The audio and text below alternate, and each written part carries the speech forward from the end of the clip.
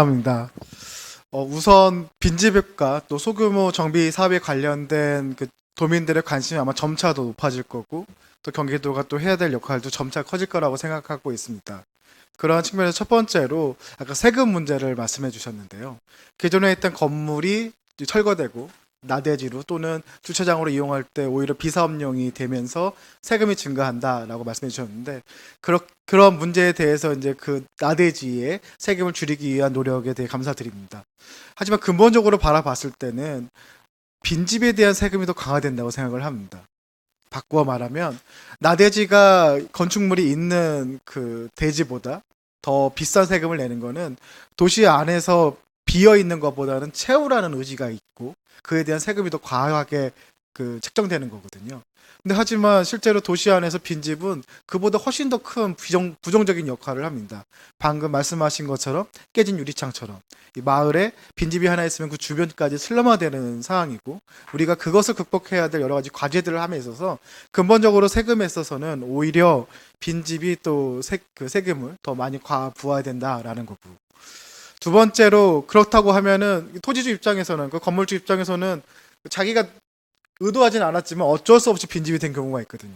그럴 경우에 경기도에서 어떻게 도와줄 것인가를 고민하는 방향이 맞을 것 같습니다. 매수를 하거나 아마 다른 용도로 사용할 수 있게 하는 건데 저는 다른 용도로 사용함에 있어서 오늘 제안해 주신 조례 개정안이 의미 있다고 봅니다. 물론 이게 임대 수익을 많이 내거나 이걸로 인해서 도시가 활성화되지는 않겠지만 적어도 그 빈집이 있는 그 지역에서 필요한 시설들을 공급할 수 있는 계기가 되는 거고 그 계기에 공공의 역할을 더 추가해서 빈집도 해소하면서 그 지역에 필요한 시설을 넣는다. 저는 그 방향은 맞다고 생각을 하고 있습니다. 마지막으로 한 가지 더 요건 좀 질문 같은데요. 소규모 정비 사업에 대한 이제 관리 계획에 대한 지원을 해주시겠다고 하는데 현재는 그 시군에서 그 사업 시행자일 때만 가능합니다. 주민 제한하는 사업에 대해서는 이 안에 포함될 수는 없는 건가요?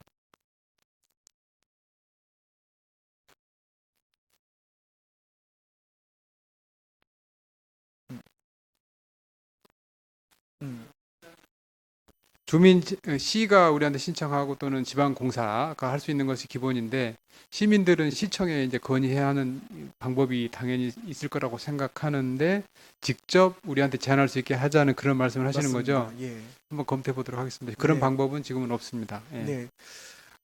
아마도 주민 입장에서는 나의 집, 또 나의 주변을 함께 일정 부분을 소규모 정비 사업을 한다고 했을 때 시에 제한하는 방식도 있겠지만 또 경기도에서 이렇게 관리 계획을 지원해 주겠다라는 이 조례를 만들어 준다고 하면은 이 주민들이 더 다양한 그 시군 또 공사 경기도에서도 협상하고 협력해서 더 좋은 방을 찾을 수 있는 그러한 가능성을 좀 열어놓으면 좋을 것 같습니다.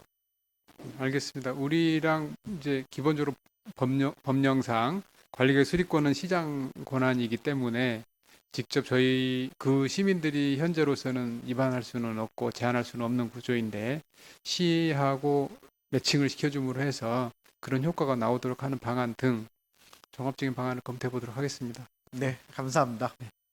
네, 이상입니다.